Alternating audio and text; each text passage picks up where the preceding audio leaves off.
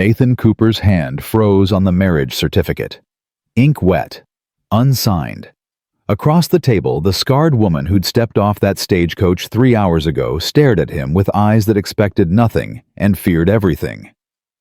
Outside, Wyoming winter howled like judgment.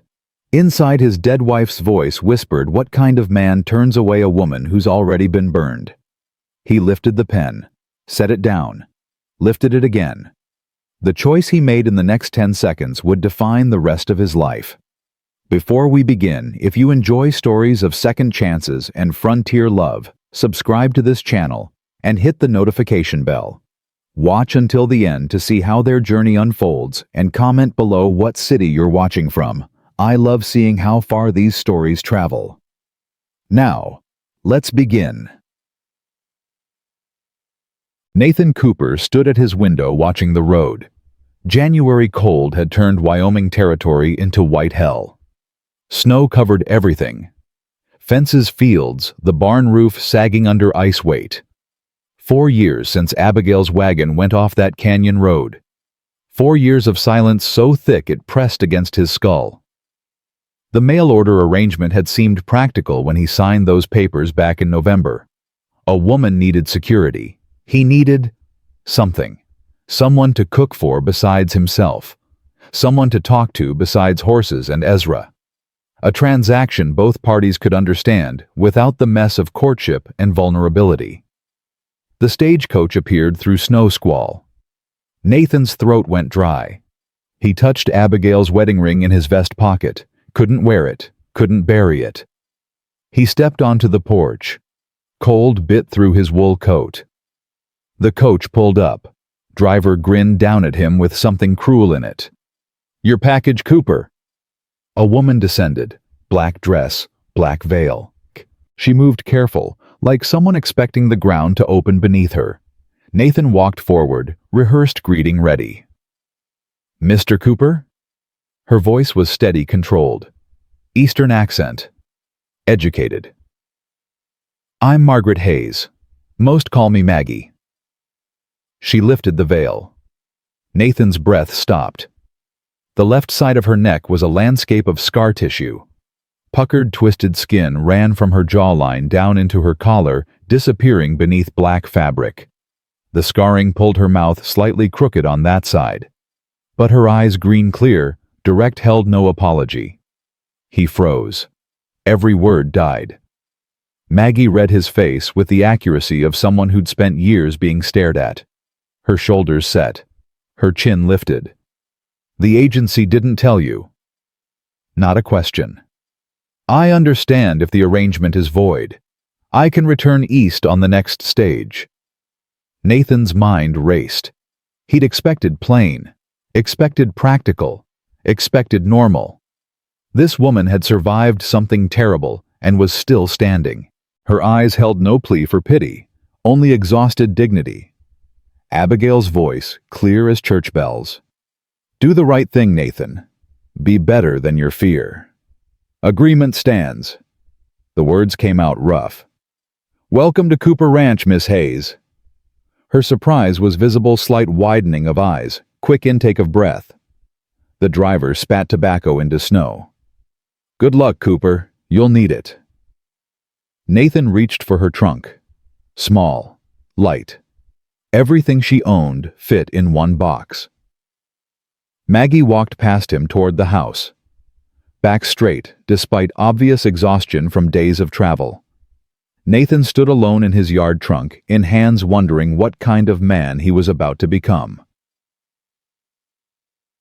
Inside, Maggie moved through the house like she was taking inventory. Kitchen sparse, floors unswept, curtains torn, dust everywhere. 4 years of a man living alone showed in every corner. She set down her bag, removed her coat, started working without asking permission. Nathan stood in the kitchen doorway, uncertain whether to help or leave. Her dress was threadbare but clean, mended in a dozen places with tiny perfect stitches. She found rags under the basin without asking where they were kept, started wiping down the table. "You don't have to do that." Nathan cleared his throat. "Not yet. You should rest." Where do you keep the broom? Behind the door. But she found it. Started sweeping. Her movements were efficient, practiced. A woman who'd worked hard her whole life. I'll show you the bedrooms. Nathan tried again. You should take the... I'll take the small room. Maggie nodded toward the maid's room off the kitchen. That one. That's not appropriate. You should have the proper... She looked at him then. Full face. Scars catching lamplight. Mr. Cooper, let's establish terms clearly. I'm here to work. Keep house cook mend. Nothing more is expected or offered. The small room is sufficient. Her words were a wall. Carefully built. Professionally maintained. Nathan wanted to argue. Couldn't find words that didn't sound like pity or obligation. As you prefer, Miss Hayes. She turned back to sweeping, dismissing him without rudeness. Just clear boundaries. Nathan retreated to the barn. Checked horses that didn't need checking. Stayed out until dark. Dinner was salt pork and beans. Maggie cooked with competence that spoke of lean years and hard lessons. They sat across from each other. Silence thick as the snow outside. Fork against plate. Chewing. Swallowing. Nothing else. How long have you been alone here? Maggie asked finally. 4 years. Wife died. Wagon accident? The words were flat. He'd said them so many times they'd lost all texture. I'm sorry. God's will. Nathan didn't believe that anymore. Didn't know what else to say. Maggie nodded. Said nothing more. They finished eating. She washed dishes with methodical precision. Nathan escaped to check the barn again. When he returned, her door was closed. Thin line of lamplight beneath it. Nathan lay in his bed, Abigail's bed, staring at ceiling beams. He could hear Maggie moving in her room. Small sounds. A stranger's presence in his home. He knew nothing about her. Nothing about what she'd survived or who she'd been before fire marked her. What have I done? In her small room. Maggie stood at the window, looking toward barn shadows.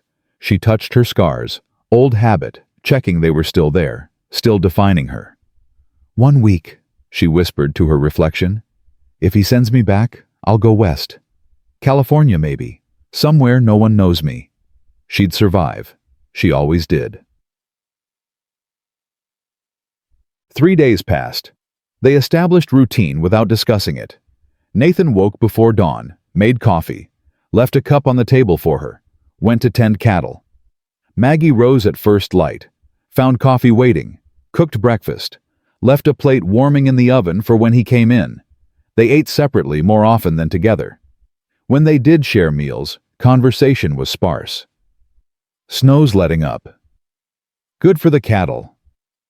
I'll need supplies soon. Flour's low. We'll go to town Saturday. That was all. But Nathan found himself listening for her movements. The swish of her skirts. The soft humming she did while kneading bread. Small sounds that made the house feel less like a tomb. One morning he came in from feeding horses to find his torn work coat laid across the table. Mended. The stitches were tiny, perfect. Stronger than the original seam. He ran his fingers over the repair. My mother used to stitch like this. Maggie looked up from the stove. Mine too. Before the fire. First shared memory. Small, but it counted. The fire, Nathan started. I don't talk about it. Her voice was gentle but absolute. Some things are better left. Nathan nodded. He understood that. Some losses were too big for words. Friday morning, Ezra Stone came in from checking fence lines. The old foreman stomped snow from his boots, poured coffee without asking, sat at the table like he'd done for 20 years. So, Ezra looked at Maggie directly, no flinching from her scars. You're the one fool enough to take this one on. Maggie's lips twitched, almost smiled. Appears so. He treating you decent. Decently enough. You need anything? Supplies help. A swift kick applied to his backside. You let me know. I'll keep that in mind, Mr. Stone. Ezra. Just Ezra. Nathan watched the exchange. Ezra's easy acceptance, Maggie's careful thaw. We're going to town tomorrow, Nathan said. She needs supplies. Ezra's expression darkened. Town. Can't avoid it forever. Can try. Ezra stood, carried his cup to the basin. Sweetwater Crossing ain't known for Christian charity, just the loud performance of it. Maggie's face went carefully blank. I'm used to stairs. Ain't the stairs I'm worried about. Ezra looked at Nathan. It's the smiles that cut deeper. Saturday morning came cold and bright. Maggie wore her veil again, black and heavy, hiding everything. Nathan noticed, but didn't comment. They climbed into the wagon. The ride to Sweetwater Crossing stretched silent. Frozen ruts jolted them in rhythm. Maggie sat with hands folded in her lap, back straight, preparing for battle. As town came into view, false front buildings, church steeple white against blue sky, Saturday market bustling. Nathan felt her tension increase. They hitched the wagon outside Warner's General Store. Conversation stopped as they walked past. Heads turned. Whispers started like wind through dry grass. Helen Pritchard, the preacher's wife, intercepted them at the store entrance. Her smile was bright, loud, performative. Mr. Cooper, and this must be your arrangement. She looked at Maggie with exaggerated compassion. Bless your heart, dear child, and bless you, Mr. Cooper, for your Christian charity. Taking in the unfortunate. Maggie's jaw tightened, her hands fisted in her skirt. We need supplies, Mrs. Pritchard. Nathan's voice was flat. Of course, of course. I'll be praying for you both. She swept past, satisfaction radiating. Inside, Maggie selected flour sugar coffee with quiet efficiency. The shopkeeper's wife stared openly. Two young women whispered behind fabric bolts, giggling. Nathan felt heat rising in his collar. Shame not of Maggie, but of his town, his neighbors. He said nothing. Outside loading supplies, William Carson blocked their path. Tall, well-dressed, mean-eyed, he owned the Triple Bar C and thought that made him king of Wyoming territory. Heard you bought mail-order Cooper. Carson's grin was razor-sharp. Didn't know they were running a charity service. Nathan's hands stilled on a flour sack. Carson tipped his hat to Maggie with exaggerated courtesy. Ma'am, brave of you to show your face in public, so to speak. Maggie's expression didn't change. She picked up a supply sack herself, carried it to the wagon, no help asked, none expected. What did that arrangement cost you, Cooper? Carson continued. Or did they pay you to take her off their hands? Nathan's fists clenched, words tangled in his throat, caught between propriety and rage, between what was proper and what was right. He said nothing. Maggie climbed into the wagon, back straight, face blank behind her veil. Nathan loaded the last supplies in silence, climbed up beside her. Carson's laughter followed them down Main Street.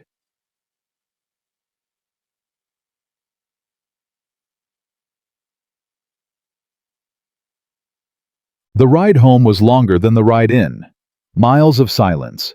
Nathan's knuckles white on the reins. Maggie stared at the horizon. Finally, quietly, she spoke. You don't owe me defense, Mr. Cooper. Maybe I owe myself one. The words came out before he could stop them. She looked at him then, really looked. Something shifted in her eyes. Not hope exactly, but a crack in her armor. That night, Nathan sat at his kitchen table. The marriage license lay before him, unsigned. Still, it was just paper, a technicality. He could send her back with no legal obligation. Signed, it was a promise. He thought of Carson's sneer, Helen Pritchard's loud pity, the way Maggie had carried that sack alone while he stood frozen. He thought of Abigail. What she would say if she could see him now. Be better than your fear, Nathan. Be the man I married. He signed his name. slid the paper across the table toward the maid's room door. Maggie emerged, wrapped in a shawl. She stared at the license, at his signature, bold and black. "Why now?" Her voice was barely audible. "Because I made a promise. I keep my promises." Her hand trembled as she picked up the pen. She signed her name beside his. Margaret Hayes Cooper. The contract became covenant. Neither knew exactly what kind. Sunday. Ezra found Nathan in the barn replacing a broken wagon wheel spoke. "Heard about town yesterday?" Ezra didn't ask. He never asked. He knew. Nathan drove the spoke harder than necessary. Nothing happened. That's the problem. What was I supposed to do? Start a fight in front of Warner's store? You were supposed to say something. Anything. Ezra spat tobacco. That woman carried her own supplies while Carson tore into her and you stood there like a fence post. I signed the license. Oh well, that fixes everything. Ezra's voice dripped sarcasm. You gave her your name on paper. Real heroic. What do you want from me? I want you to remember you're alive. Ezra stepped closer.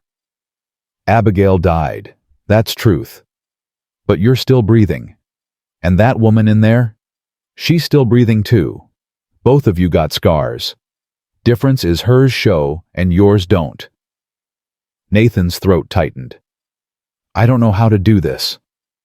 Do what? Love someone again. Risk it. What if I fail her like I failed Abigail? You didn't fail Abigail. Wagon wheel broke. Accident happened. You weren't even there. Ezra's voice softened.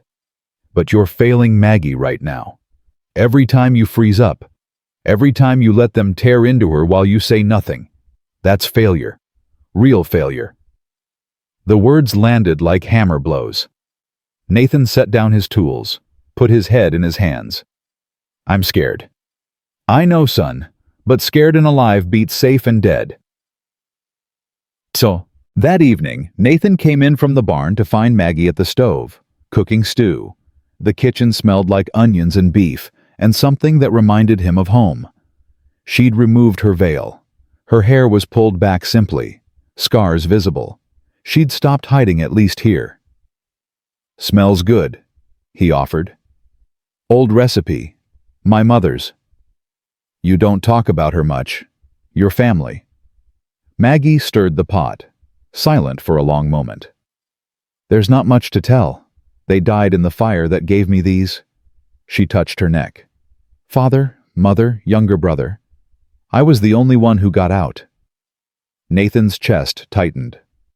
Maggie. I don't want pity, Nathan. She used his first name. First time. I want to be seen as something other than scars and tragedy. But I don't know if that's possible. It's possible. She turned, looked at him. Green eyes searching. Is it? Because yesterday in town, you looked at me like everyone else does. Like I'm something to be ashamed of. The words cut because they were true. I wasn't ashamed of you. Nathan stepped closer. I was ashamed of myself, for freezing, for not saying what I should have said. Which was, that you're my wife, and anyone who disrespects you disrespects me. Maggie's breath caught. Her eyes filled but didn't spill over. You signed the paper, Nathan, but paper doesn't make a marriage. I know. Then what does... Nathan had no answer. Not yet. But standing in his warm kitchen, watching this scarred, strong woman who'd survived hell and kept standing, he wanted to find one. I don't know, he admitted, but I'd like to learn, if you'll teach me. Maggie nodded, slow, uncertain, but nodding. We'll learn together then. Outside, wind howled. Inside, something fragile began to build. Not love yet, but possibility. And possibility was enough for now. February arrived with a blizzard that locked them inside for 5 days straight. Snow piled against the windows. Wind screamed like something dying. The world outside disappeared into white. First day they were careful. Polite. Maggie cooked. Nathan brought in firewood from the covered pile on the porch. They spoke only about necessities. Pass the salt. Fire's getting low. More coffee. Second day proximity wore down edges. Nathan found an old checkerboard in the attic, wiped off dust, set it up on the kitchen table after dinner. You play... Maggie looked at the board like it might bite her. Not in years. Good. I'm rusty. They played. Maggie was terrible. Apologetically so. She moved pieces at random, lost her king in 3 moves, laughed when Nathan pointed out she'd just helped him win. You're letting me win, she accused. I'm trying not to. You're just that bad. She threw a checker at him. He caught it grinning. The sound felt strange in his throat. Laughter. Rusty but real. They played until the lamp oil ran low. Nathan won every game. Maggie didn't seem to care. Third day, the storm intensified. The house creaked under wind pressure. Nathan checked the barn twice, fought through drifts to make sure the horses had feed and water. Came back half frozen each time. Maggie had coffee waiting, and one of Abigail's quilts. Here. She wrapped it around his shoulders. Her hands lingered a moment. You're ice. I've been colder. That doesn't mean you should be.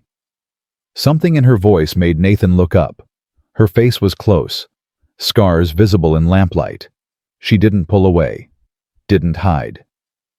Thank you, he said quietly. For what? For being here. For making this place feel less empty. Maggie's eyes searched his. It was empty for you too, wasn't it? Even before I came. 4 years empty. 6 for me. Since the fire.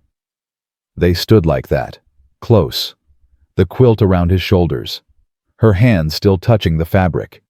The wind howled, but inside felt warm. Then Maggie stepped back, cleared her throat.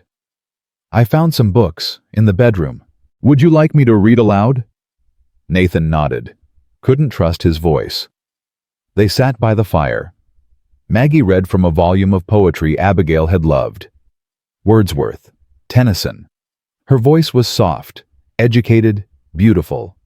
She got lost in the words, forgot to be guarded. Nathan half listened to the poetry, mostly watched her, the way she tucked hair behind her ear, the way her mouth moved around words, the way she forgot for moments that anyone was watching. Evening came early. The storm showed no signs of stopping. Maggie kept reading. Her voice grew softer. She yawned, tried to hide it. You should rest, Nathan said. I'm fine. But 10 minutes later, she fell asleep in the chair, book open in her lap, head tilted against the wingback, face peaceful. Nathan stood over her, heart hammering. He shouldn't touch her. They had boundaries, careful distance, paper marriage only. He lifted her anyway. She was lighter than he expected, all strength and sharp edges and surprising fragility. He carried her to her small room, laid her gently on the narrow bed. She murmured something, turned into the pillow, didn't wake. Nathan stood in the doorway, hands shaking. He was falling, terrified. He pulled the door shut quietly, went to his own room, lay awake until dawn listening to the storm and his own thundering pulse. Morning. Maggie woke in her bed confused. Last thing she remembered was reading Tennyson by the fire. Her book sat on the nightstand. He'd carried her, touched her, been gentle. She pressed her palm against her ribs where his hands would have been. Heart hammering. Something was shifting. Something dangerous and wonderful and absolutely terrifying.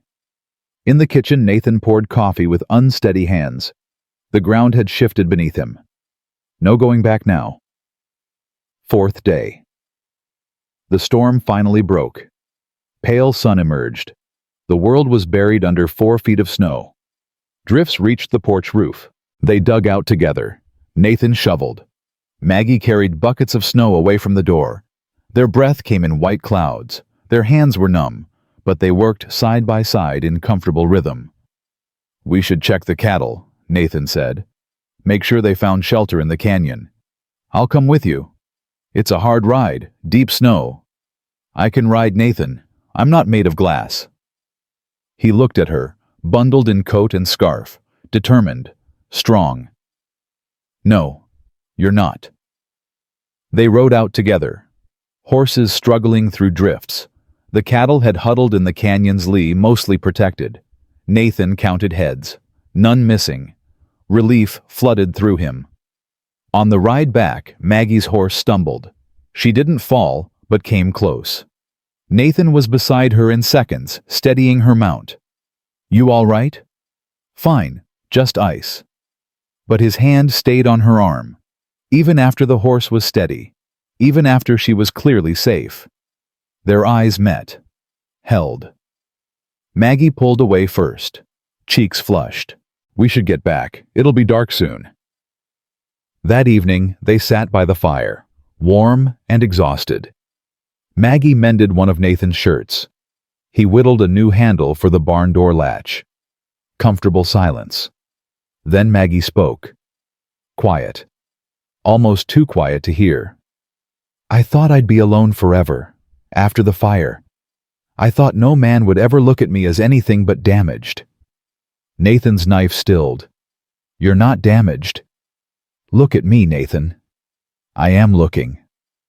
She raised her head, tears on her cheeks. Then what do you see? Nathan set down his whittling, moved to kneel in front of her chair. His hands took hers, rough palms against small fingers. I see a woman who survived hell, who kept standing when most would have broken. I see strength, grace, beauty that has nothing to do with skin. You're just saying, I'm saying truth, Maggie. Maybe for the first time in 4 years. Her breath caught. She searched his face for lies and found none. Nathan's hand rose slowly, giving her time to pull away. His fingers touched her jaw, her scarred jaw, feather light, tracing the twisted tissue with tenderness that made her whole body tremble. These don't make you less, he whispered. They make you more, proof you fought and won. Maggie's eyes closed, tears spilled over. His thumb caught them. He leaned closer, slowly, telegraphing every movement, giving her 1,000 chances to stop him. She didn't stop him. Their lips met. Soft, careful. Maggie's first kiss in 6 years. Nathan's first since Abigail. It tasted like coffee and hope and second chances. Then Abigail's ghost rose between them. What if you fail her like you failed me? What if loving her means losing her? Nathan hesitated, just a heartbeat, just a breath. But Maggie felt it like ice water, the doubt, the fear, the pulling back. She broke the kiss, stood quickly. It's late, I should... Maggie, wait. Good night, Nathan. She fled to her room, door closing, lock clicking. Nathan sat on the floor where she'd left him, head in his hands, hating himself. He'd had the moment, perfect and real and offered freely. And he'd let fear win. Inside her room, Maggie pressed her face into her pillow to muffle sobs. For 5 seconds, 5 beautiful, terrifying seconds, she'd believed someone could want her. See past the scars and want her. Then she'd felt him pull back. Felt the doubt creep in. Paper marriage. That's all this was. All it would ever be. She cried until she had no tears left. Then lay awake staring at darkness. Next morning the distance returned. They were polite, careful, breaking quietly. Nathan made coffee. Maggie cooked breakfast. They ate in silence. I need to ride fence lines today, Nathan said. Check for breaks from the storm. I'll have supper ready when you return. Formal, cold, everything they'd built during the storm crumbling. Nathan rode out, stayed gone until dark. When he returned, Maggie's door was already closed. This became pattern. He left early, came back late. She cooked, cleaned, kept perfect house. They spoke only necessities. The almost kiss hung between them like rope. A week passed, then 2. March arrived wet and cold. Snow melted into mud. The world was brown and gray and miserable. Ezra noticed. Of course Ezra noticed. "You two have a fight." Nathan was mucking stalls. Didn't look up. "No." "Then why's the house feel like a funeral?" "We're fine." "Boy, you're a terrible liar." Ezra leaned on the stall door. "What happened?" Nathan stabbed the pitchfork into hay. "I kissed her. And I froze, pulled back. She felt it." "Ah." Ezra shook his head. "So you finally started living, and then scared yourself back into the grave." "It's not that simple." "It's exactly that simple. You're afraid. She's afraid. Both of you are so busy being afraid you're missing what's right in front of you. What if I lose her? What if you already have not to death? To fear." Ezra spat tobacco. "That's worse, because it's a choice." Nathan had no answer for that. That Sunday, they rode to town again. Maggie wore her veil. Nathan said nothing. The gulf between them had grown too wide for words. Sweetwater Crossing was busy. Spring coming meant ranchers restocking, farmers buying seed. The streets were mud and crowd. They split up. Maggie to the general store, Nathan to the feed depot. They'd meet at the wagon in an hour. Maggie gathered supplies with efficient silence. Sarah Coleman, the store owner's daughter, approached with a genuine smile. 28, kind eyes, no cruelty in her face. "Mrs. Cooper, it's nice to see you again." Maggie tensed, waited for the other shoe to drop. It always did. "I wanted to tell you." Sarah lowered her voice. "What you did coming here, starting over, that took courage. I admire that." Maggie's throat tightened. "Thank you. If you ever need anything a friend help with preserving when summer comes, just company, you know where to find me." It was the first genuine kindness Sweetwater Crossing had offered. Maggie held onto it like rope. Outside, she loaded supplies into the wagon. Heard voices around the corner. Female voices. Helen Pritchard and her circle. That poor Mr. Cooper. Trapped in a marriage of charity. They say she still sleeps in the maid's room. What kind of wife? It's shameful, really. He deserves better. I heard he can barely look at her. Who could blame him? Maggie stood frozen behind the wagon. Each word was a knife. She'd known. Of course she'd known. But hearing it spoken aloud, hearing her worst fears confirmed, made it real. She climbed into the wagon, sat rigid, hands clenched in her lap. Nathan returned 10 minutes later. Noticed immediately something was wrong. "You all right?" "Fine, let's go home." The ride back was silent. But something had broken inside Maggie. Some last fragile hope. That evening, she didn't cook dinner. Sat at the kitchen table instead, staring at nothing. Nathan came in from evening chores. Found her sitting in darkness. "Maggie, do you regret it? Marrying me?" The question hung in cold air. Nathan's mind was fog. He'd spent 12 hours mending fence wrestling posts, breathing mud and exhaustion. He was empty. "It's complicated." Wrong answer. Worst possible answer. Maggie's face went blank. The wall came up, complete and impenetrable. "I'll make it simple. I'll leave." "What no?" "Maybe you're right. Maybe this isn't working." "I didn't say—" "You didn't have to." She stood, walked to her room, started packing. Nathan stood in the doorway, frozen. Pride and fear strangling truth. "Maggie, please." "It's fine, Nathan. You tried. That's more than most would have done." "Where will you go?" "West. California, maybe? I'll find work." "You can't just—" "Can't I?" She turned, eyes dry, too dry, beyond tears. "I thought maybe we could build something, but you can't even look at me without seeing your dead wife, and I can't live as a ghost." The words landed like stones. "That's not fair." "Isn't it? You pulled away Nathan. That night by the fire. You kissed me, and then you remembered you're supposed to be dead inside. Well, I won't be the reason you stay buried." She finished packing. her small trunk, everything she owned. "I'll leave at first light." Nathan stood there, every word he needed to say locked in his throat, pride and fear and grief holding him hostage. He walked to the barn, didn't come back. Maggie sat on her narrow bed, staring at her packed trunk. She'd survived worse. She'd survived this too. But God, it hurt. Dawn came cold and gray. Maggie dressed in traveling clothes, black dress, heavy veil. She was leaving the same way she'd arrived. Nothing changed, except everything had. She carried her trunk to the porch.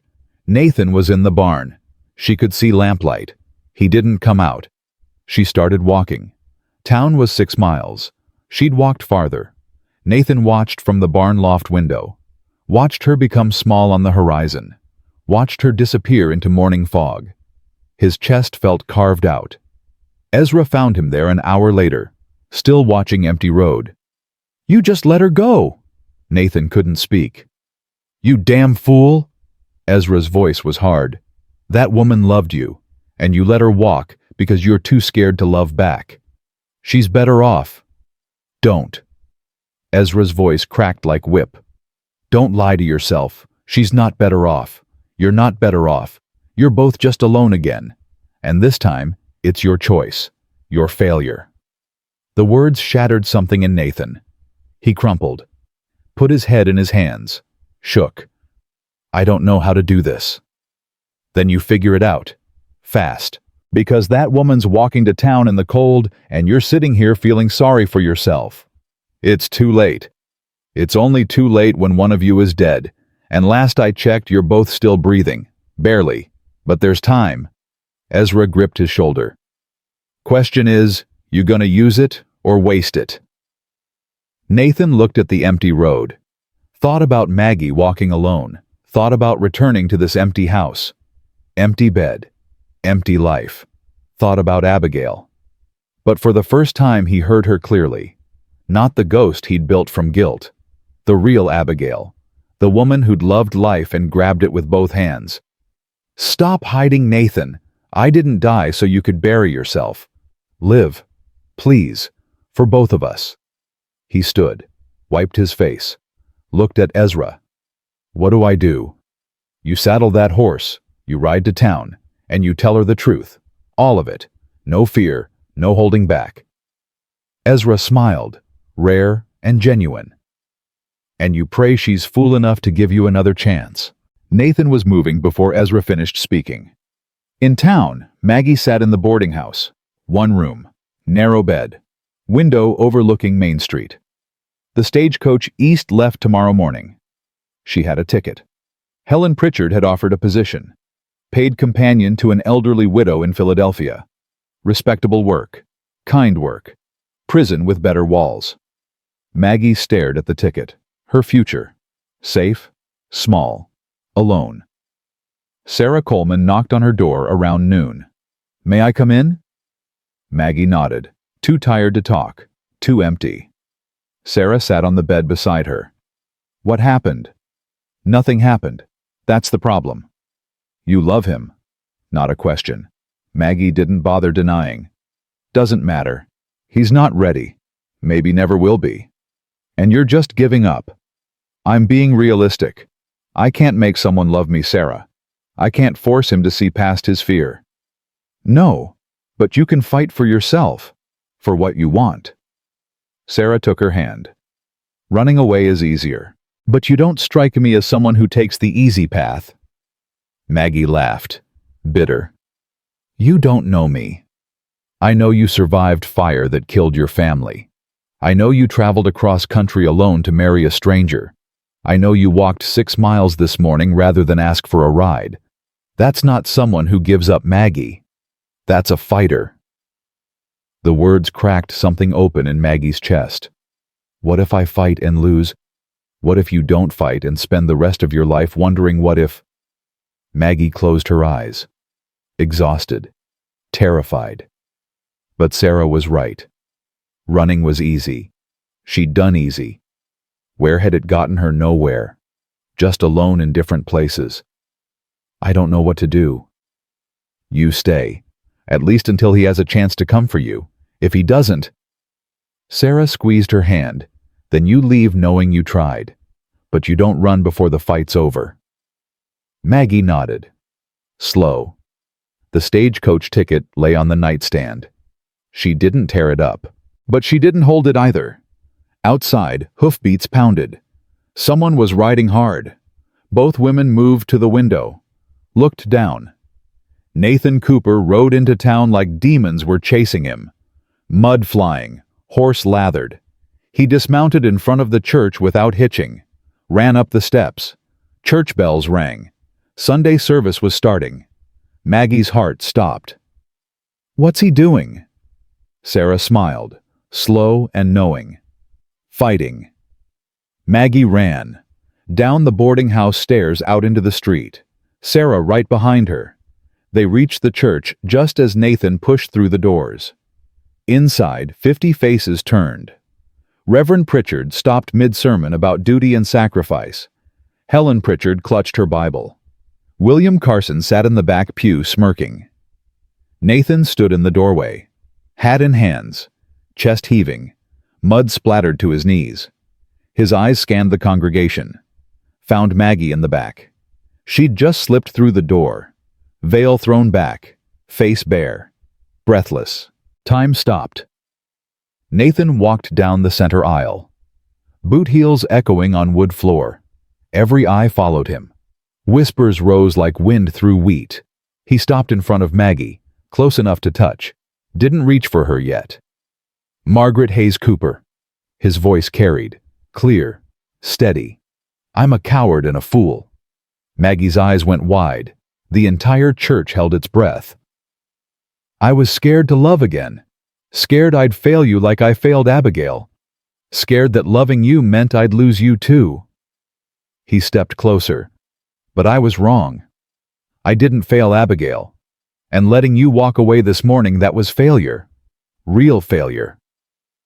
Helen Pritchard gasped. Carson's smirk faded. I don't regret one moment since you stepped off that stagecoach. You made my house a home. You made me remember I'm alive. You made me want to be better. His voice roughened, broke slightly. I let you go because I was afraid. That was cruel. That was wrong. And I'm standing here in front of God and this whole town asking you, begging you not as duty, not as contract, but as a man who loves his wife. Come home. Silence. Absolute. You could hear breathing, heartbeats, the creak of pew wood. William Carson stood, sneering. Cooper, you're embarrassing yourself. For a woman for the woman I love. Nathan didn't look at him, kept his eyes on Maggie. Judge her scars. Judge mine first. I've been walking dead for 4 years. She had the courage to hope when I'd given up. That makes her braver than anyone in this room. Maggie's face crumpled. Tears spilled. You hurt me, Nathan. I know. You let me go. Worst mistake I ever made. She stepped closer, into the aisle. I'm scared. Me too. He held out his hand, rough palm up, open, offering. So we'll be scared together. Maggie looked at his hand, then his face, searching for lies, for doubt, for the hesitation that had broken her heart yesterday. She found none. She took his hand. The church erupted, some gasping, some whispering harsh, some genuine. Helen Pritchard pressed a handkerchief to her mouth. Sarah Coleman started clapping, slowly, deliberately. Nathan led Maggie down the aisle toward the door. Her scarred side faced the congregation, visible, unashamed. Behind them, Ezra stood from a back pew and joined Sarah's applause. Then old Mrs. Warner. Then the blacksmith's wife. Not everyone, but enough. Outside, spring sunlight broke through clouds. The street was mud and promise. Nathan lifted Maggie into his wagon. She was trembling. He climbed up beside her, took her hand, didn't let go. Let's go home. The word meant something different now. Something earned. Something built. They rode out of Sweetwater Crossing together, hand in hand, Behind them, the church emptied. People stood on the steps watching them go, some shaking their heads, some smiling. William Carson stood alone, face dark. He wasn't finished, not by a long shot. The ride to the ranch was quiet, but it was a different quiet. Not distance, just processing, breathing, beginning. Nathan kept glancing at Maggie, making sure she was real, making sure she was still there. Maggie stared at their joined hands, his rough and calloused, hers small and scarred. They fit. "I meant every word," Nathan said finally. "In there. I meant it. I know. I love you, Maggie. I don't know when it happened exactly. Maybe the first day. Maybe during the storm. Maybe it's been building every morning I wake up and smell coffee you made. But it's real. It's terrifying. And it's real." Fresh tears spilled down Maggie's cheeks. "I love you too. I tried not to. Tried to keep walls up. But you got through anyway. I'm glad." "Are you?" "Because loving me won't be easy, Nathan. This town, they'll talk. They'll judge. Carson won't let this go." "Let them talk. Let Carson try whatever he wants. We'll face it together." Maggie squeezed his hand, together. They reached the ranch as afternoon sun slanted golden across the fields. The house stood solid, waiting. Home. Nathan helped Maggie down from the wagon. His hand stayed on her waist. She looked up at him. He looked down at her. The space between them hummed. "I need to say this right," Nathan murmured. "Before we go inside. Before we start whatever comes next." "All right." "That kiss. By the fire. When I pulled back, it wasn't because of you. It was never because of you. It was because I was drowning in guilt. Guilt that I was alive and Abigail wasn't. Guilt that I was feeling something real for the first time in 4 years. Guilt that moving forward meant letting her go." Maggie touched his face. Gentle. "Nathan." "But I went to her grave yesterday, after you left, and I finally understood. She wouldn't want this. Wouldn't want me buried beside her while I'm still breathing. She'd want me to live, to love, to be happy." His voice broke. "And God help me, Maggie, you make me happy. You make me happy too. You make me feel seen, not as scars or charity, just as me." Nathan pulled her close. She came willingly. Her head fit perfectly under his chin. They stood like that in the yard, holding each other, breathing each other in. "Can we try again?" Nathan whispered into her hair. "The kiss. Can I do it right this time?" Maggie pulled back just enough to see his face. "Yes." He kissed her, slow and thorough and with no hesitation, no pulling back, no fear, just love, clear and honest and absolutely certain. When they broke apart, both were breathless. "Better?" Maggie asked. "Perfect." She smiled, rare and beautiful. "Take me inside, Nathan. Take me home." He did. Carried her over the threshold like a real bride, set her down gently in the kitchen that smelled like bread and coffee and life. "Your room or mine?" Nathan asked, then flushed. "I didn't mean I'm not assuming." Maggie laughed, real laughter, light and free. "Ours. The answer is ours." That night, they moved her few belongings from the maid's room to the bedroom upstairs. Abigail's room once, now theirs, together. They lay in bed, Maggie's head on Nathan's chest, his arm around her, moonlight spilling through the window. "Tell me about her," Maggie said softly. "About Abigail. I want to know." Nathan was quiet, then started speaking. About the girl he'd met at a barn raising, the woman who'd loved horses and hated cooking, the wife who'd made him laugh, the accident that took her. She was good, Maggie. Truly good. And I loved her. Still do in a way. But it's different now. Memory instead of presence. Does that make sense?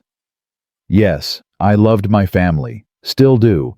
But the grief isn't sharp anymore. Just an ache. Part of me, but not all of me. Exactly. They lay in comfortable silence. Then Maggie spoke again. I need to tell you about the fire. All of it. Because you should know. Nathan stroked her hair. Only if you want to. I want to. I need to. So she told him. About the tenement building in Boston, the faulty stove, the way fire spread so fast there was no time, her father pushing her toward the window, her mother screaming, her brother Thomas only 12 trying to be brave. I jumped, 3 stories into a vendor's cart below. That's how I survived. The scars. She touched her neck from a burning beam that fell as I jumped. I was in hospital for months. When I got out, I had nothing. No family, no money, no prospects. Her voice was flat, reciting facts, holding emotion at bay. I worked as a seamstress, a laundress, a companion, but no one wanted a scarred woman in their home. Too unsettling for guests. So I answered a mail-order advertisement. Figured the frontier was far enough from pity, far enough to start over. I'm sorry, Maggie, for all of it. But I'm not sorry you're here. Neither am I. Not anymore. They held each other, 2 people who'd lost everything. Building something new from ashes. Morning came soft. Nathan woke to Maggie still in his arms, her face peaceful. Scars just landscape, part of her. Beautiful because they were hers. He kissed her forehead. She stirred, smiled without opening her eyes. Morning. Morning. Nathan's voice was rough with sleep and contentment. Sleep well. Better than I have in years. They lay there, no rush, just existing together. Eventually they rose, made coffee together, cooked breakfast side by side. These small domesticities felt sacred now, chosen. Not duty, but desire. Ezra arrived mid-morning, took one look at them and grinned. Well, about damn time. Nathan laughed. Thanks for yesterday, for pushing. Someone had to. You're both stubborn as mules. Ezra looked at Maggie. He treats you right now. He's learning. Maggie's eyes sparkled. I'm a patient teacher. Good, because he's a slow student. They all laughed. The ease between them felt like family. But Ezra's expression grew serious. You should know. Carson was in the saloon last night, drunk, talking loud about teaching Cooper a lesson, about running you off Maggie. He's not done making trouble. Nathan's jaw tightened. Let him try. I'm just saying. Watch your back, both of you. After Ezra left, Nathan and Maggie stood on the porch, looking out at the ranch, the fields greening, spring arriving despite winter's best efforts. Are you worried? Maggie asked. About Carson? A little, but mostly I'm just tired of being afraid, tired of letting fear make my choices. What do? We live, we work, we love each other, and if Carson comes, we deal with it together. Maggie nodded. Together. The next 2 weeks passed in growing warmth. March became April. Snow retreated to high peaks. The ranch came alive with work. Fences to mend, calves being born, garden to plant. Nathan and Maggie worked side by side. She was stronger than she looked, could lift hay bales, mend fence wire, help pull a breech calf without flinching. She'd grown up in a city, but adapted to ranch life with determined grace. Evenings they sat on the porch, watching sunset paint the sky impossible colors, sometimes talking, sometimes just existing together in comfortable quiet. Nathan taught Maggie to shoot. She was a terrible shot at first, couldn't hit the side of the barn from 10 feet, but she practiced, improved. Within a week, she could hit a bottle off the fence rail more often than not. "Why are you teaching me this?" she asked one afternoon, powder smoke hanging in spring air. "Because you should know how. Because this land can be hard, and because—" Nathan hesitated. "Because you're worried about Carson." "Yes." Maggie checked the rifle's chamber. "Calm. Practical.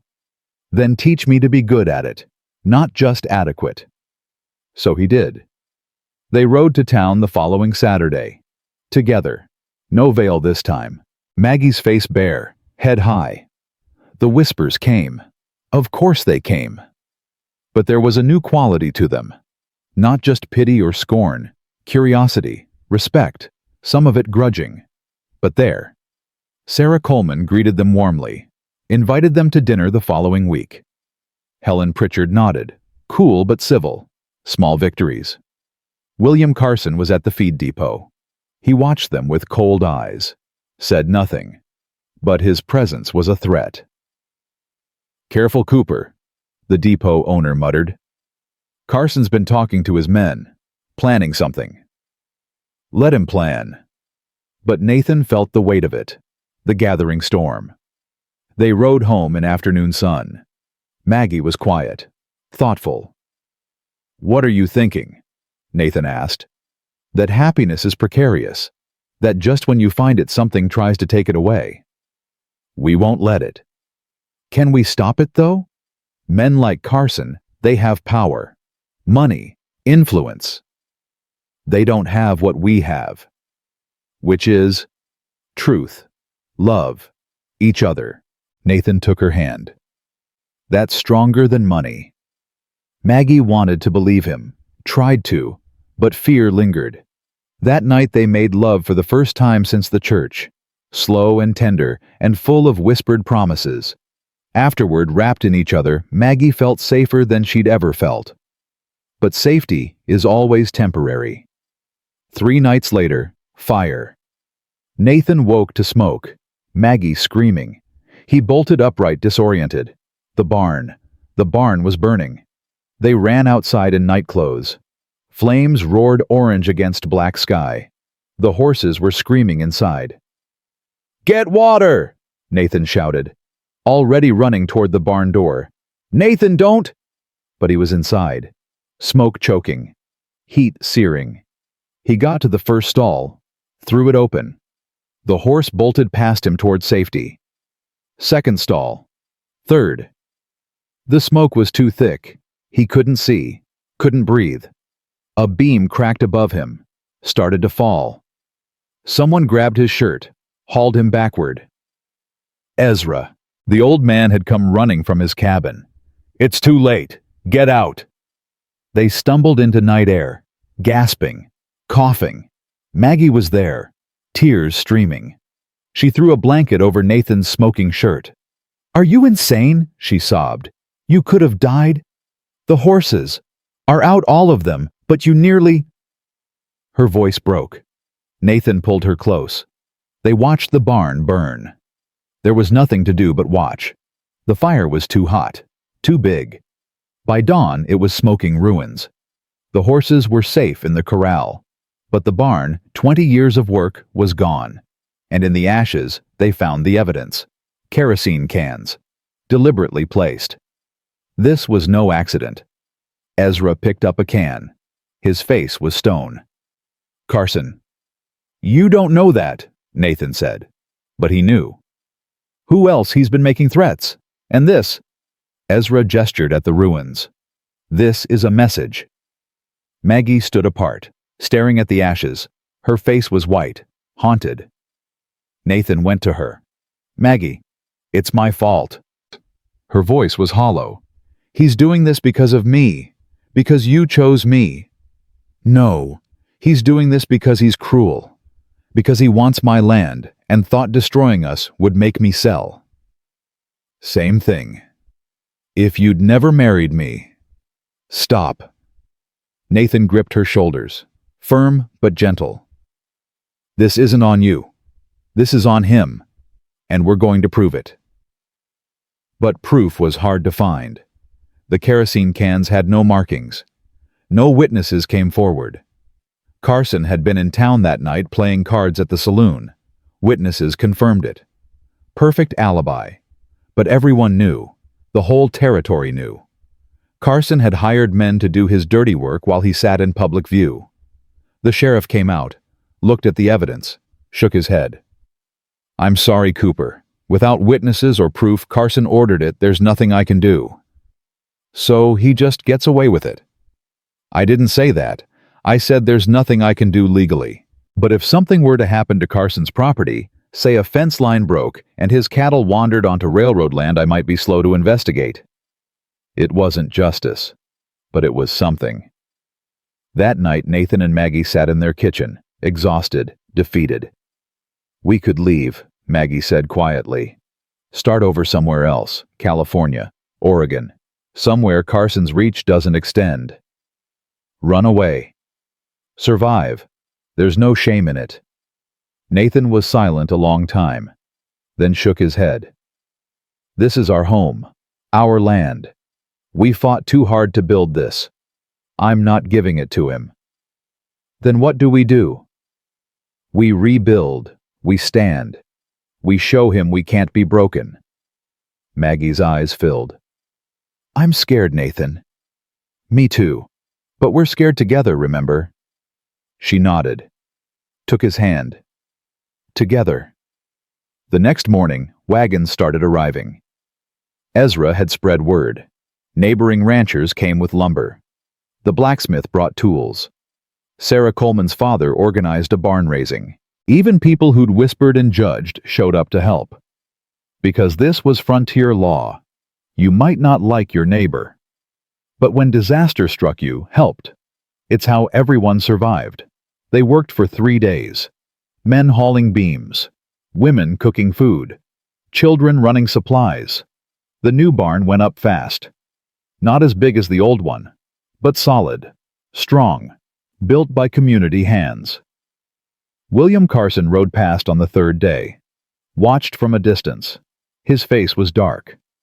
This wasn't what he'd expected. He'd thought the fire would break them. Instead, it had united the community against him. He rode away without a word. But Nathan saw the promise in his eyes. This wasn't over. The barn raising ended with a dinner. Tables set up in the yard. Food spread out. Laughter and music. Celebration of survival and spite. Reverend Pritchard said grace. Mentioned strength in adversity. Fellowship in hardship. Even Helen Pritchard seemed moved. She approached Maggie after dinner.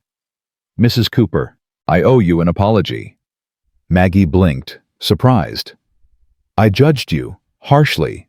I thought I was being charitable, but I was being cruel. I'm sorry." "Thank you, Mrs. Pritchard. You're stronger than most women I know. Stronger than me, certainly. Your husband is lucky to have you." It wasn't much, but it was something. A crack in the wall of judgment. That night, after everyone left, Nathan and Maggie stood looking at the new barn, smelling fresh-cut lumber, feeling the weight of community support. "We're going to be all right," Nathan said. "Whatever Carson tries next, we'll survive it." Maggie leaned against him. "How do you know?" "Because we're not alone anymore. Look what happened here. We thought we were isolated. Thought this town hated us. But when it mattered, they showed up. Not everyone. No, but enough." Maggie kissed him, soft and lingering. "I love you, Nathan Cooper." "I love you too, Margaret Cooper." They went inside, to their home, their bed, their life. Whatever came next, they'd face it together. But in town, William Carson sat in his study, drinking whiskey, planning. The barn raising had been a setback, but he wasn't finished. Not even close.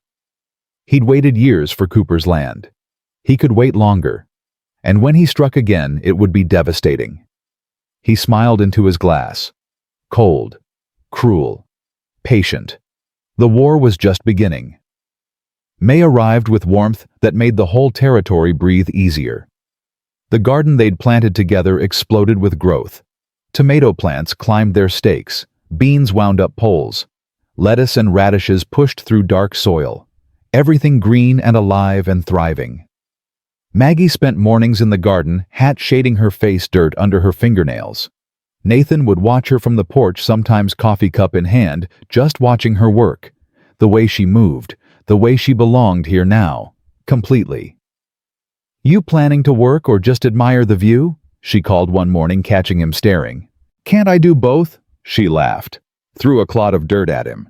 He dodged, grinning, came down to help her weed. They worked side by side in comfortable rhythm.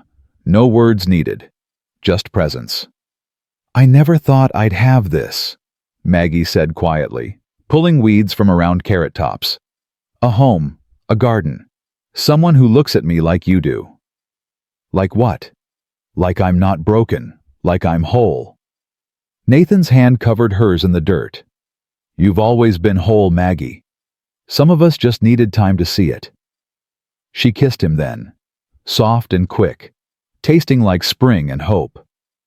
But even in these good weeks, Carson's shadow lingered. His men were seen riding the property lines, not crossing, just watching, making their presence known, a constant reminder that this peace was temporary. Ezra doubled patrols, started sleeping in the new barn some nights. Nathan kept his rifle closer. Maggie practiced shooting every other day until she could hit center mass at 50 yards. "I hate that we have to live like this," she said one evening after target practice, "waiting for him to strike." "I know, but we're prepared. That's all we can do." "Is it enough?" Nathan had no answer for that. Mid-May, Sarah Coleman invited them to dinner. Her father owned the general store and a small house on the edge of town. It was the first social invitation they'd received as a couple. Maggie was nervous, spent an hour deciding what to wear. Finally settled on her blue calico dress, the one Nathan had bought her months ago. She'd finished sewing it during the barn raising. It fit perfectly, made her eyes bright. "You look beautiful," Nathan said when she emerged from the bedroom. "You have to say that. You're my husband." "I say it because it's true." She blushed, still unused to compliments, still learning to accept them. Dinner was simple but warm. Sarah's father, Tom Coleman, was a kind man, widowed young, raised Sarah alone. He treated Maggie with easy respect. No pity, no stares, just normalcy. "I'm glad Nathan found you," Tom said over roast chicken. "He was half dead when I'd see him in town, ghost walking. Now he looks alive again." Nathan cleared his throat, uncomfortable with the attention. "We found each other," Maggie corrected gently. "I was half dead too." Sarah raised her glass. "To resurrection then, and second chances." They drank to that. After dinner, Tom and Nathan talked ranching on the porch. Sarah pulled Maggie into the kitchen under pretense of washing dishes. "How are you really?" Sarah asked once they were alone. "With Carson's threats, the fire, all of it." Maggie's hands stilled in the wash water. "Scared, but determined not to show it." "That's brave. It's survival. I learned a long time ago that showing fear only makes predators circle closer." Sarah dried a plate thoughtfully. "Carson's been asking questions in town, about Nathan's finances, about the ranch's water rights. He's building a case for something." Maggie's stomach tightened. "What kind of case?" "I don't know exactly, but my father hears things. Carson's been to the land office twice this month, looking at surveys, property boundaries, legal documents." "You think he'll try to take the ranch legally instead of burning us out?" "I think he'll try every angle until something works. He's patient, and he's ruthless." Maggie dried her hands slowly, mind racing. "We need to see those documents, know what he knows." "The land office is public record. Anyone can look." "Then we will." That night, riding home under stars, Maggie told Nathan what Sarah had said. "We should go to the land office," she finished. "Make sure everything's in order. Make sure there's no loophole Carson can exploit." Nathan was quiet for a long moment. "You're right. I'll go Monday. We'll go Monday. He looked at her. This isn't your fight, Maggie. The ranch was mine before. Don't. Her voice was sharp. Don't separate us like that. Your ranch, your fight. We're married, Nathan. What's yours is mine. What threatens you threatens me. We're in this together, or we're in nothing. Nathan pulled the wagon to a stop, right there in the middle of the road under starlight. He kissed her hard, grateful, awed. Together. He agreed when they broke apart. Always together. Monday morning they rode to Sweetwater Crossing. The land office was a small building next to the courthouse, dusty, cramped, smelling of old paper and ink. The clerk was a thin man named Peterson, nervous. He kept glancing at Maggie's scars, then looking away quickly. We need to see the property records for Cooper Ranch, Nathan said. All of them. Peterson nodded, disappeared into back rooms, returned with a stack of documents, survey maps, deed transfers, water rights agreements going back 30 years. They spread everything across a table, started reading. Nathan traced property lines. Maggie read the water rights agreements, her education making the legal language easier for her to parse. 2 hours in, Maggie found it. Nathan, look at this. She pointed to a water rights clause from 1868, written in faded ink. The language was archaic, but clear. Cooper Ranch held primary water rights to Silver Creek. But there was a provision. If the ranch was abandoned for more than 6 months, the rights reverted to adjacent landholders. Who's the adjacent landholder on the creek's eastern boundary? Peterson checked the current maps. His face went pale. Triple Bar C, William Carson. Nathan's jaw clenched. The ranch isn't abandoned. We're living there, working it. I know that, Peterson said quickly. But if Carson could prove abandonment, or create the appearance of it, he could claim the water rights. And without Silver Creek access, your ranch is worthless. Can't water cattle, can't irrigate. Nothing. Maggie's mind raced. That's why he burned the barn. He was hoping we'd leave, even temporarily, give him grounds to claim abandonment. And when we didn't leave, he started watching, documenting. Probably has men ready to testify. We're not working the land properly, not maintaining structures, anything to build a legal case. Nathan stood, started pacing. So what do? We can't guard every inch of property 24 hours a day. We can't prove we're actively working every acre. Yes, we can. Maggie was still reading. Faster now. Look, the provision requires proof of abandonment. Burden of proof is on the challenger. We just need to document our presence, our work. Witnesses who can testify the ranch is occupied and operational. Carson has witnesses. Money buys testimony. Then we get better witnesses, people with no reason to lie, people the court will believe. Peterson cleared his throat. Reverend Pritchard holds weight with the territorial judge. If he testified on your behalf. He won't, Nathan said flatly. His wife barely tolerates us. His wife's opinion has been changing, Maggie said slowly. Since the barn raising, since she apologized, maybe it's worth asking. Nathan looked skeptical, but nodded. We'll try. What else? They spent another hour documenting everything, copied relevant sections. Peterson helped his nervousness fading into genuine assistance. By afternoon they had a plan. Riding home both were quiet, the weight of what they'd learned pressing down. He's not going to stop, Maggie said finally. Even if we defeat this, he'll find another angle. I know. So what do? Fight him forever. Nathan's hands tightened on the reins. We could offer to buy him out, pay him for his claim to the water rights, more than they're worth. Enough to make leaving more profitable than fighting. You have that kind of money. No, but I could borrow it. Mortgage the ranch. That's exactly what he wants. To own you financially if he can't own you legally. Then what's your solution? Maggie had been thinking about this. rolling it over in her mind. We make the ranch more valuable to the community than to Carson. Make it so taking it would hurt everyone, not just us. How? The water. Silver Creek doesn't just feed your ranch, it feeds downstream properties too.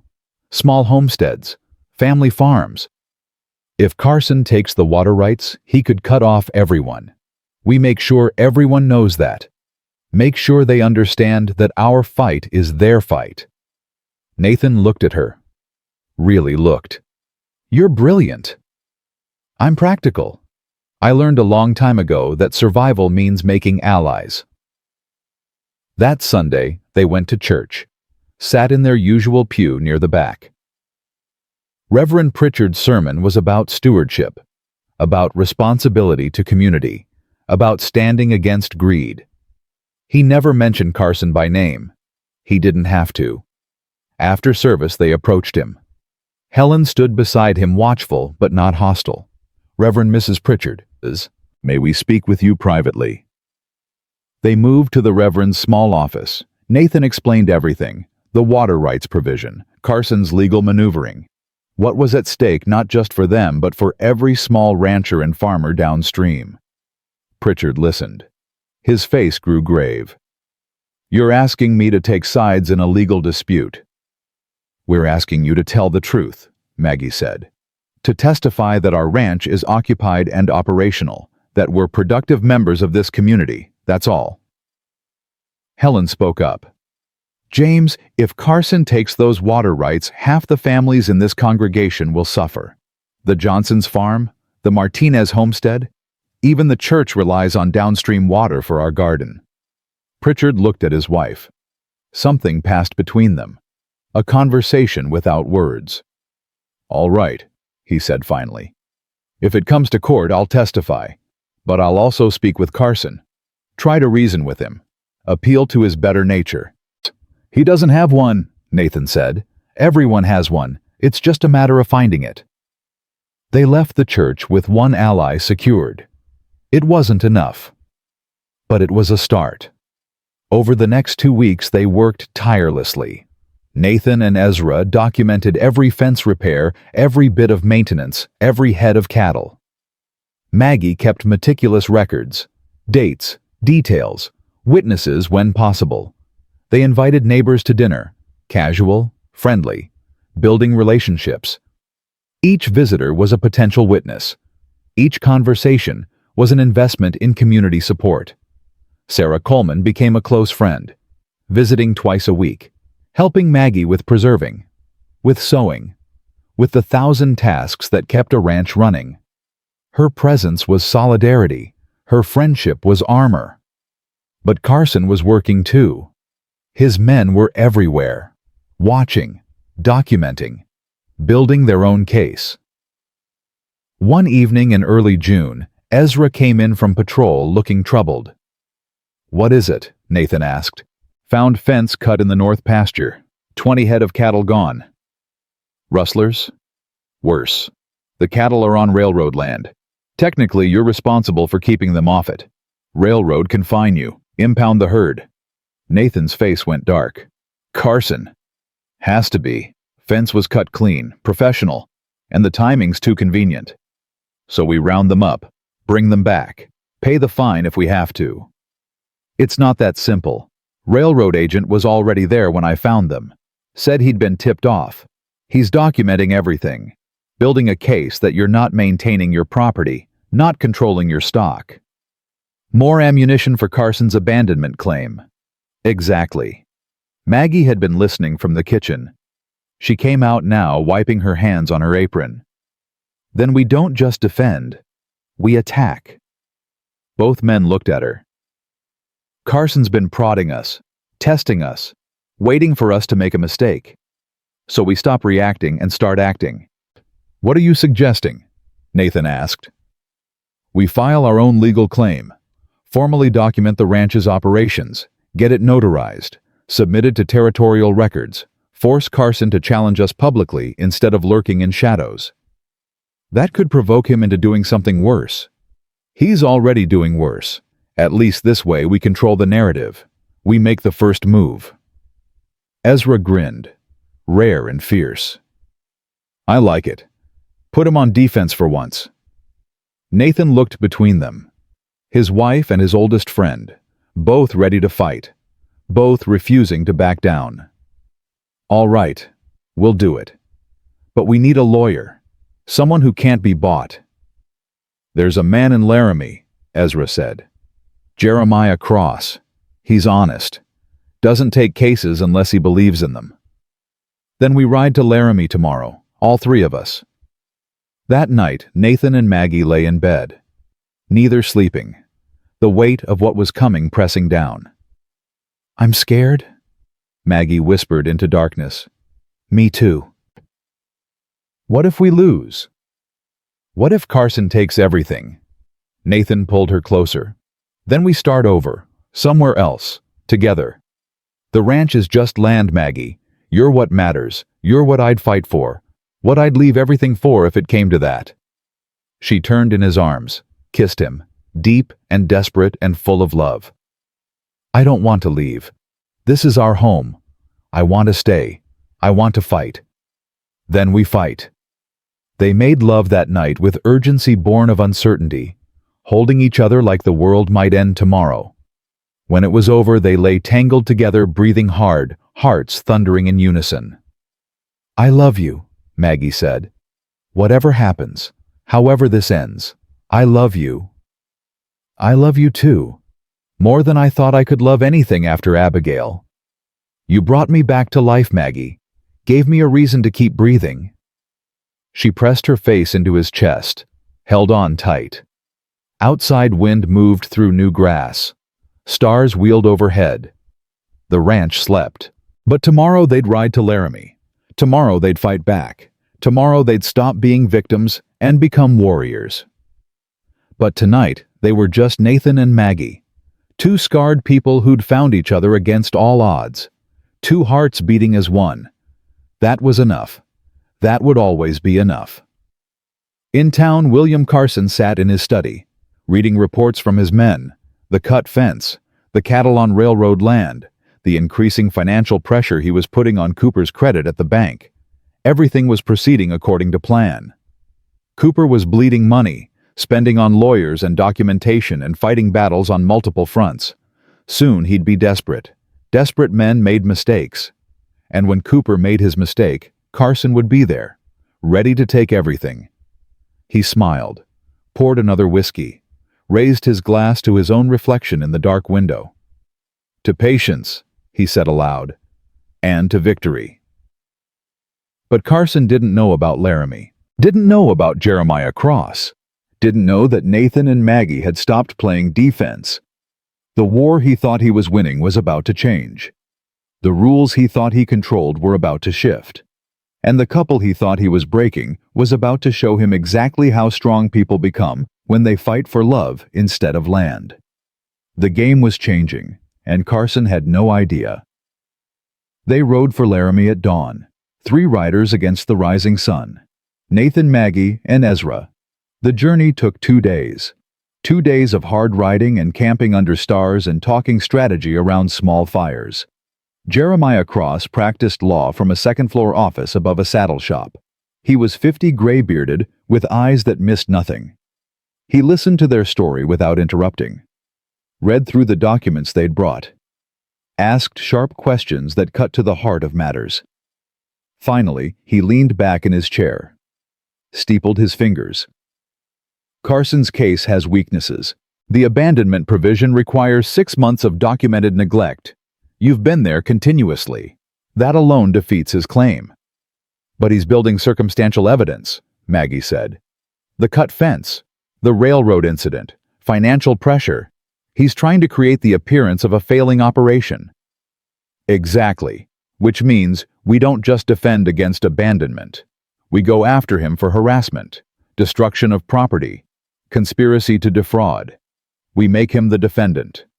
Nathan felt hope kindle. Can we prove it? Can you? The kerosene cans from the barn fire, the cut fence. It's all too convenient, too targeted. Convenient isn't proof. You need witnesses. Someone willing to testify they saw Carson's men acting on his orders. His men won't turn on him, Ezra said. He pays too well. Cross smiled, thin and knowing. Everyone has a price. But more importantly, everyone has a conscience. Find the man with the weakest stomach for what Carson's doing. Offer him immunity and protection. Someone will break. They spent 3 hours planning. Cross drew up legal documents, filed formal claims with the territorial court, created a paper trail that put Carson on notice. This wasn't a quiet land dispute anymore. This was public, official, war. This will cost money, Cross warned. Legal fees, court costs. If it goes to trial, it could bankrupt you even if you win. Then we'd better win fast, Nathan said. They rode home with purpose hardening into determination. The game had changed. They were no longer prey. They were predators.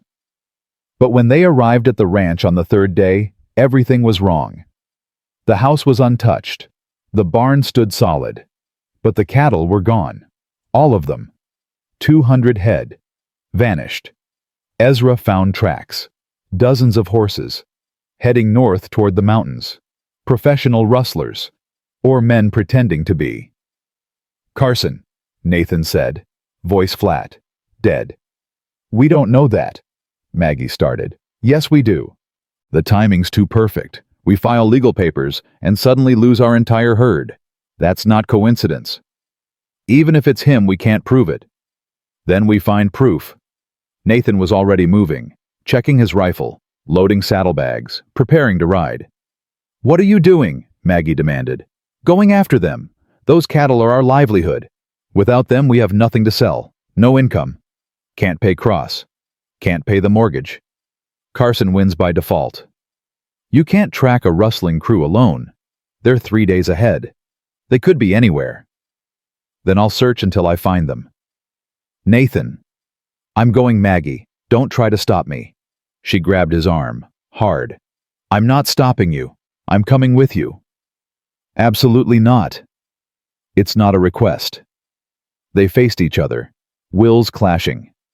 Finally, Nathan looked at Ezra. Talk sense into her. Ezra shook his head. Boy, I've known you long enough to know when someone's mind is set. And I've known her long enough to see she's just as stubborn as you. You're wasting time arguing. Nathan wanted to fight. Wanted to order Maggie to stay where it was safe. But he saw her face. The determination. The refusal to be left behind. She'd survived fire that killed her family. She'd crossed a continent alone. She wasn't fragile. He needed to stop treating her like she was. Fine. But you follow my lead. You do exactly what I say. Agreed? Agreed. They restocked supplies. Ezra stayed to guard the ranch. Nathan and Maggie rode north, following tracks through rough country. The trail was clear at first. Too clear. Almost like it was meant to be followed. This feels wrong, Maggie said on the second day. They're not trying to hide. I know. It's a trap. Probably. And we're riding into it anyway. Nathan looked at her. You want to turn back? Maggie checked her rifle. Not a chance. They found the cattle on the fourth day, penned in a box canyon, guarded by 6 men, all wearing Carson's brand on their saddles. No more pretense, no more hiding. Nathan and Maggie watched from high ground, hidden in rocks. 6 men, Nathan counted. Both of us, not good odds. What if we don't fight them? What if we get them to talk? They won't. They will if we offer something they want more than Carson's money. Nathan looked at her. Like what? Their lives and their freedom. Maggie's voice was calm, practical. You said everyone has a price. Everyone has a conscience. Let's find theirs. They waited until dark, then crept closer. Found one man standing watch while the others slept. Young, maybe 20, nervous. He kept checking over his shoulder. Nathan moved silent as smoke, put his rifle barrel against the young man's back. Don't move, don't yell, just listen. The young man froze. Maggie came around to face him, her rifle pointed steady at his chest. "What's your name?" she asked. Voice soft, almost kind. "Tom." "Tom Riley." "Well, Tom Riley, you're in trouble. Cattle rustling is a hanging offense. You know that." He nodded, terrified. "But I'm guessing you didn't plan this. I'm guessing you were just following orders, doing what Carson paid you to do." "I didn't want to, I swear. But he said it was legal, said Cooper abandoned the ranch, said we were just reclaiming strays." "Did he say that before or after he paid you?" Tom's face crumbled. "I need the money. My ma's sick. Medicine's expensive. Carson offered 3 months' wages for one night's work." Maggie lowered her rifle slightly. "We're not going to hurt you, Tom. But we need you to tell the truth. In court. Testify that Carson ordered this. That he's been harassing us. Burning our property. Cutting our fences. All of it." "He'll kill me." "He'll hang you if you don't. Rustling is capital offense. But if you turn evidence testify against him, the court grants immunity. You walk free, and we'll pay for your mother's medicine." Tom stared at her, disbelieving. "Why would you do that?" "Because we're not Carson. We don't destroy lives to get what we want." Nathan added, "You have 10 seconds to decide. Testify and live free, or stay loyal to Carson and hang." Tom looked between them, young and scared and desperate. Finally, he nodded. "I'll testify. I'll tell everything." They tied him up, gently, left him comfortable. Then Nathan fired 3 shots in the air. The camp erupted, men scrambling for weapons. But Nathan and Maggie were already gone, riding hard with Tom secured on a 3rd horse. The other rustlers wouldn't follow in darkness. Too risky, too easy to break a horse's leg. They rode through the night, put miles between them and the canyon. By dawn, they were halfway home. Tom talked. Everything spilled out. The barn fire had been Carson's men, the cut fence, the railroad setup. Carson had planned every move, documented nothing. But Tom had been there, had seen it all. "Will they believe me?" Tom asked. "I'm nobody. Carson's rich, powerful." "They'll believe you because you're nobody," Maggie said. "You've got no reason to lie. Everything to lose by coming forward. That's credible." They reached the ranch by noon. Ezra met them rifle ready, relaxed when he saw it was them. "You got one. Good. We need him alive." "He's cooperating," Nathan said, "willing to testify." "Then we ride for Laramie tomorrow. Get his statement on record before Carson knows we have him." That night, Tom slept in the barn. Under guard but treated well. Fed. Given a blanket. Maggie brought him coffee. "Why are you being kind to me?" he asked. "I helped steal your cattle." "Because you're making it right. That's all anyone can do. Make wrong things right when given the chance." Tom's eyes filled. "My ma always said the same thing." "Then honor her. Tell the truth. Start over clean." He nodded, wiped his face. "I will. I promise I will." They left for Laramie before dawn, this time leaving Ezra and 2 hired men to guard the ranch. The cattle were still in the canyon, but at least they knew where they were. They'd recover them after the legal fight was over. Jeremiah Cross took Tom's statement, had it notarized, filed it with the territorial judge, then sent copies to the sheriff and the federal marshal. Within hours, warrants were issued for Carson, for his foreman, for anyone involved in the rustling operation. Carson was arrested 3 days later, at his ranch, in front of his men, hauled to jail like a common criminal. He raged, threatened, promised vengeance. But the evidence was too strong, Tom's testimony too detailed. And when the other rustlers saw one of their own turn, 2 more followed. Dominoes falling, each testimony adding weight, building an unbreakable case. The trial was set for July. Carson posted bail, returned to his ranch. But his power was broken. His men were scattering. His reputation was ruined. Respectable families stopped doing business with him. The bank called in his loans. Everything he'd tried to do to Nathan, the territory did to him instead. June passed in tense waiting. Nathan and Maggie recovered their cattle. The herd was intact. Summer grazing fattened them.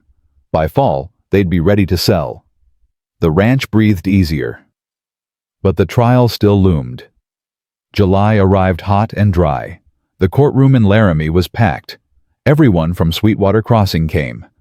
This was spectacle, entertainment, justice. Carson sat at the defense table. Expensive lawyers flanking him. He looked smaller somehow, diminished. Nathan and Maggie sat behind the prosecutor, hands joined, facing their enemy. The trial lasted 3 days. Tom testified. Clear, strong, unwavering. The other rustlers confirmed his story. The evidence was overwhelming. Cross called Nathan to the stand. Then Maggie. They told their story. The barn fire, the harassment, the systematic attempt to destroy them. Carson's lawyers tried to break them, suggested Maggie was lying to protect her husband, suggested Nathan was a failed rancher, blaming others for his own incompetence. But Maggie didn't break. She looked Carson's lead lawyer in the eye. You can question my scars, my appearance, my motives, but you can't question the truth. Your client burned our barn, stole our cattle, tried to destroy our lives because we refused to be broken. That's not legal maneuvering. That's criminal harassment. And everyone in this room knows it. The courtroom erupted in applause. The judge banged his gavel, but he was smiling. Carson's lawyer sat down, defeated. On the third day, the jury deliberated for 2 hours. Came back with a verdict. Guilty. All counts. Carson was sentenced to 5 years in territorial prison. His ranch was seized to pay restitution. The water rights he'd tried to steal were permanently assigned to Cooper Ranch and downstream properties. He'd tried to take everything. Instead, he lost everything. Nathan and Maggie walked out of the courthouse into summer sunlight. Free, vindicated, victorious. Ezra was waiting. He pulled Nathan into a rough hug, shook Maggie's hand with both of his. You did it. You actually did it. We did it, Nathan corrected. All of us. The ride home was celebration. Stopping at Sarah Coleman's to share the news. Stopping at the church where Reverend Pritchard offered a prayer of thanksgiving. Even Helen Pritchard embraced Maggie. Genuine, warm. You're stronger than all of us, she said quietly. Thank you for teaching me that. They reached the ranch at sunset. The house glowed golden. The garden was lush. The new barn stood solid. Everything they'd fought for, everything they'd nearly lost, still theirs. That night they sat on the porch, rocking chairs close, fingers intertwined, watching stars emerge. It's over, Maggie said, barely believing it. It's over. What do we do now? Nathan smiled, pulled her closer. We live. We work this land. We build a family if we're blessed. We grow old together. We do all the normal, boring, beautiful things we fought so hard to have. Maggie laughed, tears spilling. Happy tears. That sounds perfect. We should plant more next spring, expand the garden, maybe add chickens. Maybe a child, Maggie said softly. Nathan went still. Are you? Not yet, but maybe, someday, if you want that. I want everything with you, Maggie. Everything. They kissed. Long and slow and full of promise. Two people who'd arrived broken, who'd built something whole, not despite their scars, but because of them. Pain had taught them tenderness. Loss had taught them hope. Fear had taught them courage. And love, real love, earned love, fought for love, had taught them that second chances were worth any price. August brought harvest. The garden overflowed. Maggie preserved vegetables for winter. Nathan sold cattle at premium prices. The ranch was profitable, thriving, secure. Sarah Coleman became a constant presence. Part of their family now. She and Maggie talked about starting a women's literacy circle, teaching ranch wives and daughters to read, building community through education. Ezra built a small cabin on the property, close enough to help, far enough to give them privacy. He was family now. Permanent. His loyalty proven 1,000 times over. Tom Riley went to work for a rancher in Montana, sent letters twice a month thanking them for the second chance. His mother's health was improving. He was building an honest life. Redemption earned through truth. September brought the first snow. Early. Light. Just a dusting that melted by noon. Nathan and Maggie stood in the yard watching it fall. Full circle from that January day when she'd stepped off the stagecoach. When he'd frozen at the sight of her scars. When they'd both been so broken they couldn't imagine healing. "Do you ever regret it?" Maggie asked. "That first day. Signing the contract instead of sending me back." Nathan turned her to face him, cupped her scarred jaw with tender hands. "Every day," he said. She stiffened. "I regret every day I wasted being afraid," he continued. "Every moment I didn't see what was right in front of me. Every second I let fear win instead of love. Those I regret. But you, us, never. Not once. Not ever." Maggie pulled him down into a kiss, deep and certain and absolutely unashamed. When they broke apart, both were smiling. "I love you, Nathan Cooper. Thank you for being brave enough to be scared with me." "I love you too, Margaret Cooper. Thank you for teaching me how to live again." They walked inside together. Into warmth. Into home. Into the life they'd built from ashes and determination and stubborn refusal to let hatred win. The marriage certificate hung framed in the kitchen, signed, witnessed, official. But the real covenant was written in every seed they'd planted, every fence they'd mended, every battle they'd fought side by side. Every morning they chose each other again.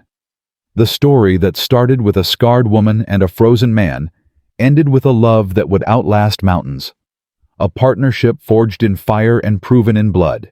A testament that second chances aren't given. They're claimed, fought for, built with bare hands and brave hearts and absolute refusal to surrender. Carson had tried to break them. The town had tried to shame them. Fear had tried to separate them. But they'd stood, together, unbreakable, and they would stand forever. Two souls who'd found each other in darkness, who'd built light from nothing, who'd proven that the bravest thing any person can do is love again after loss, trust again after betrayal, hope again after despair. Nathan Cooper had bought a bride no one wanted, and found the only thing he'd ever truly needed. Margaret Hayes had accepted a contract marriage with a stranger, and found the home she'd been searching for since fire took everything. They'd both arrived scarred, broken, half dead. And through choosing each other every day, through fighting for each other when it would have been easier to quit, through loving each other with every damaged, determined piece of themselves, they'd become whole.